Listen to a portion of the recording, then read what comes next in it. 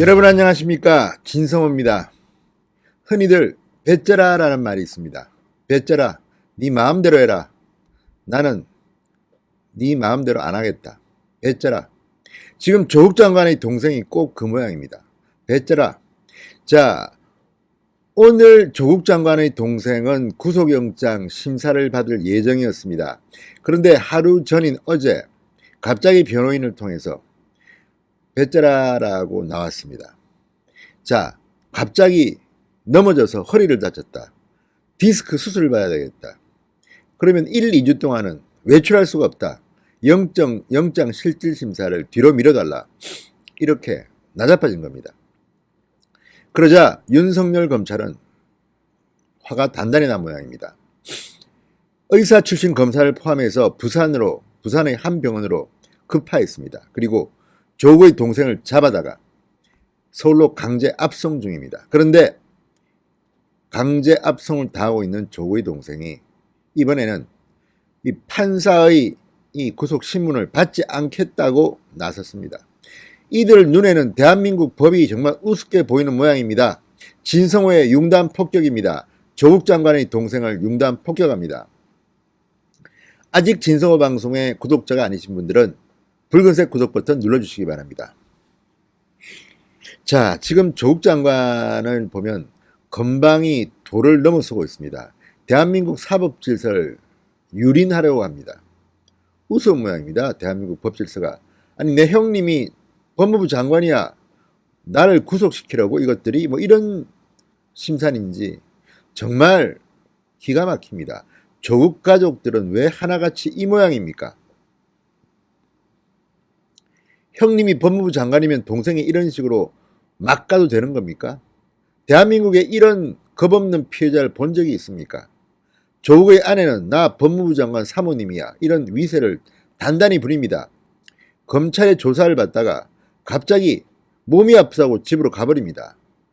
검찰 조사에 날인도 하지 않은 채 가버립니다. 다음날 원래 나오기로 되어 있는데 병원에 입원해버립니다. 못 나가겠다. 아프다.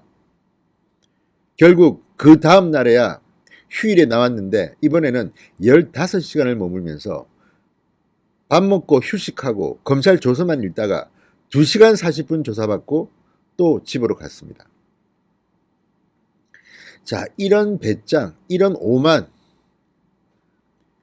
조국 장관 당신은 창피하지 않습니까?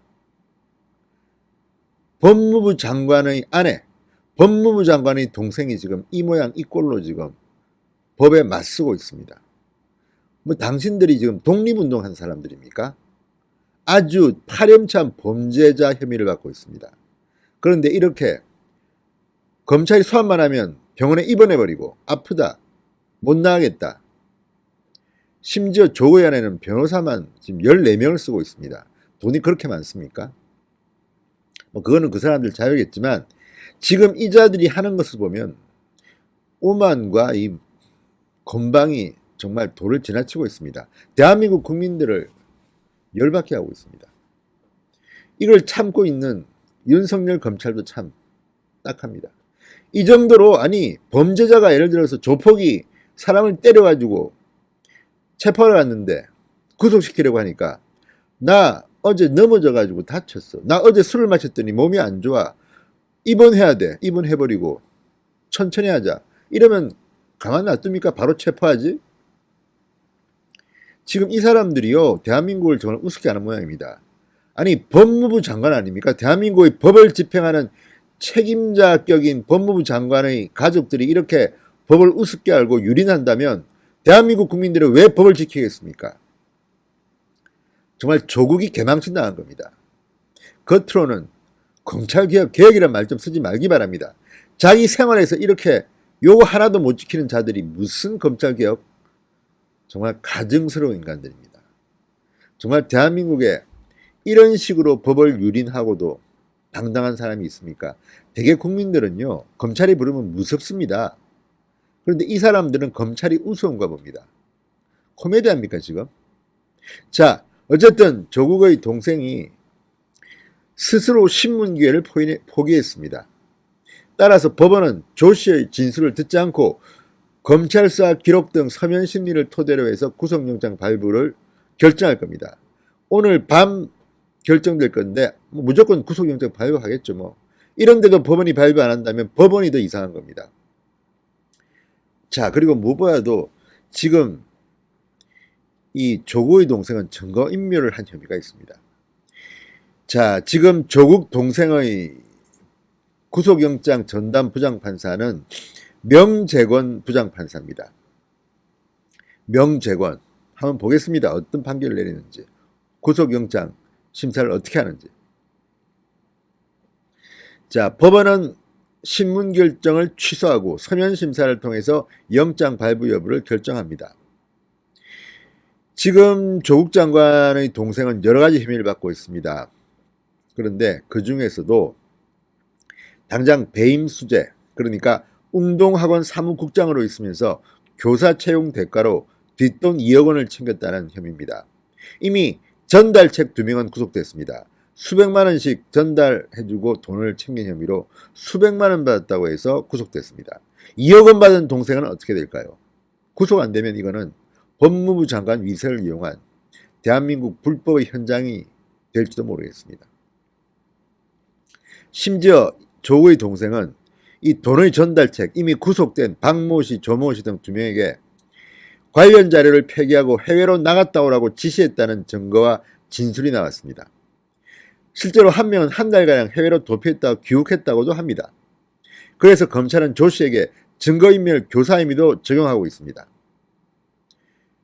증거인멸. 이런 자를 지금 구속 안 하면 누구를 구속합니까? 또 하나, 조국의 동생이 이제 잡혀 들어오면 이 배임 혐의에 대한 수사도 받습니다. 허위소송, 사기소송을 통해서 웅동학원 재산을 빼돌린 게 아니냐. 지금 35억 원의 행방이 묘하다고 합니다. 이게 조국 장관 일가의 종잣돈 아닌가 검찰은 의심하고 있습니다. 조국의 동생은 아내 조모 씨와 이혼했다고 합니다. 그런데 이것도 위장 이혼이 아닌가 의심하고 있습니다.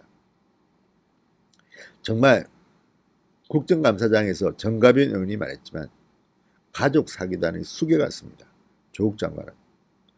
검찰이 빨리 확인시켜 주시기 바랍니다. 정말 이 자들 이대로 놔두면 안 되겠습니다. 대한민국의 품위가 땅에 떨어지고 있습니다. 어떻게 법무부 장관의 아내가, 법무부 장관의 동생이 이렇게 법을 우습게 할 수가 있습니까? 대한민국이 생긴 이래 이런 간이 배밖에 나온 피해자는 처음 보는 것 같습니다. 진성호의 융단 폭격이었습니다. 여러분 감사합니다.